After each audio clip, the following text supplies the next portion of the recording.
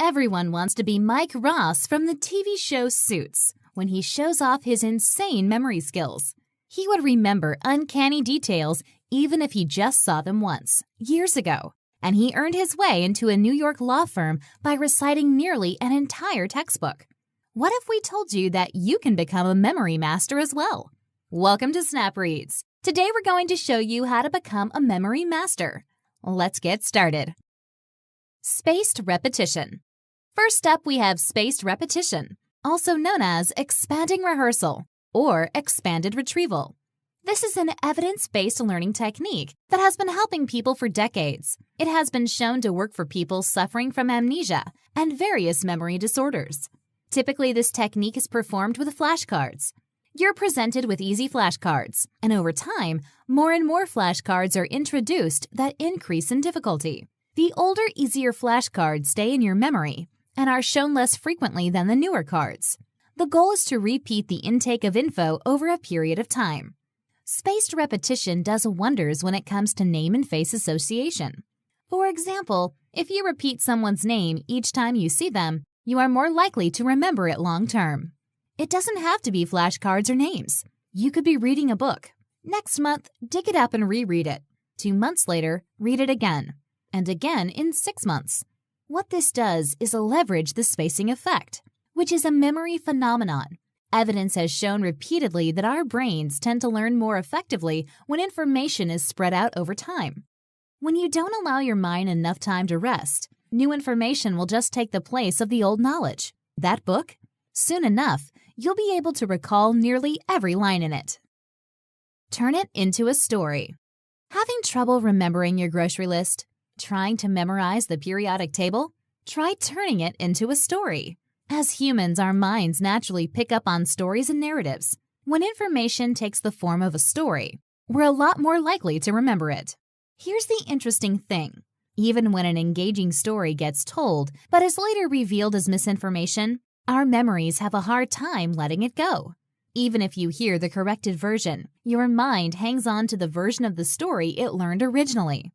This stems from our tendency to connect emotionally to stories and to things we view as being out of the ordinary. Canadian psychologist Lionel Standing conducted a study on this phenomenon in the 1970s. He showed subjects 10,000 images over the span of a few days. They were normal pictures of cars, dogs, people, and so on. He then gave them 2 days rest before he tested what they were able to remember. To test their recall, he showed them 2 images side by side. One was an image they had looked at a few days prior, and one was a picture they had never seen. He asked which of the images was the one they recalled seeing. Out of the 10,000 images, the subjects recalled 66%. That means their memories retained 6,600 images. To follow up on this study, the subjects were shown a smaller set of pictures.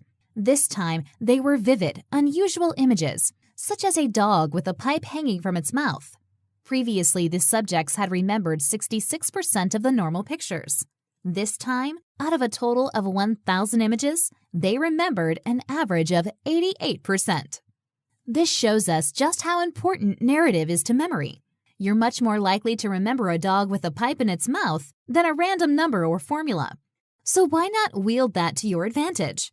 The next time you have to memorize a grocery list or a formula, turn all those seemingly random tidbits into narratives and extraordinary stories.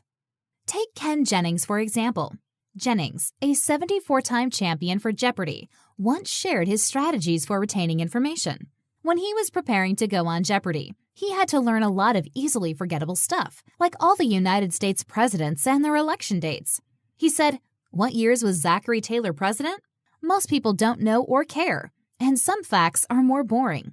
They did not stick organically." So, he came up with mental connections and stories. John Quincy Adams was elected in 1824. So I thought of Quincy, the TV show. That guy's a coroner, so he probably works 24-hour shifts. Invent crazy, wild stories. The weirder they get, the more likely it is that you'll remember the items and dates that make them up. Create mnemonic devices. What are mnemonic devices? It's a fancy term for saying it's a memory trick. It makes you remember things by associating them with something else. If you're trying to memorize a long list, Take the first letter or a keyword of what you want to remember and physically write it down. Do this for all of the words, then create a sentence.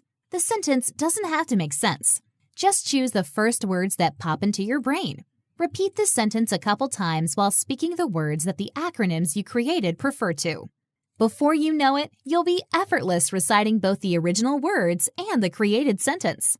Here, try it. Can you list the planets of the Milky Way in order? You have Mercury, Venus, Earth, Mars, Jupiter, Saturn, Uranus, and Neptune.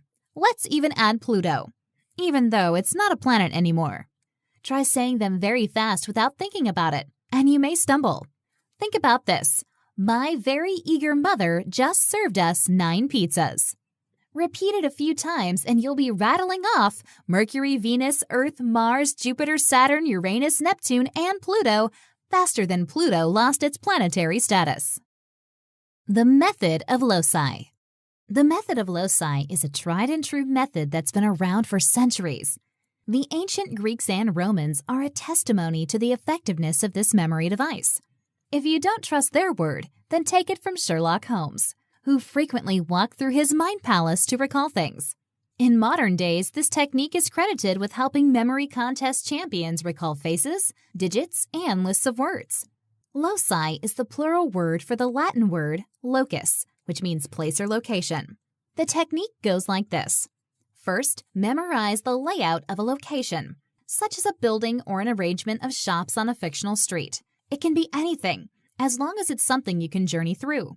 The next time you want to remember a set of items, each item will be placed at a point along this imaginary journey. This way you can recall the items in a specific order by retracing that same route.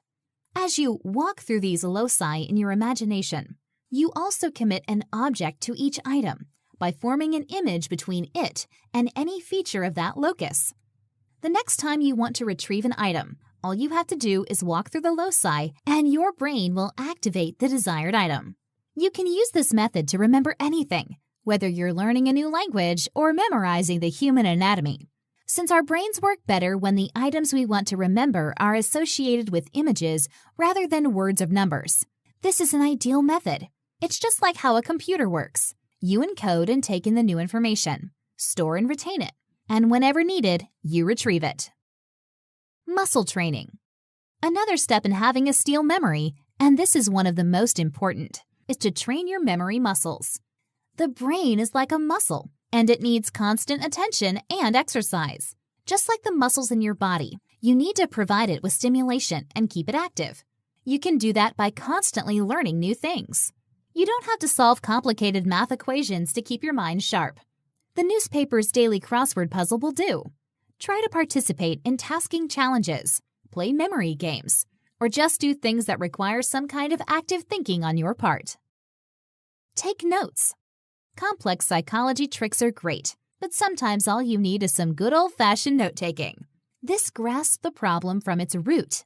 You don't have to worry about forgetting information as soon as you walk out of the classroom or meeting room, because you have it all written down. This also applies when you receive tasks on the spot or have to learn important information. As soon as you receive the information, write it down in an organized and detailed way in a notebook or on your phone. Write down any connections you made, what you talked about that day, and which things you need to follow up upon. The best tip when it comes to taking notes is to act as if you're writing them for someone else, and you want to guarantee maximum organization and clarity. When you head home that day, you can open up your notebook and go through it all again.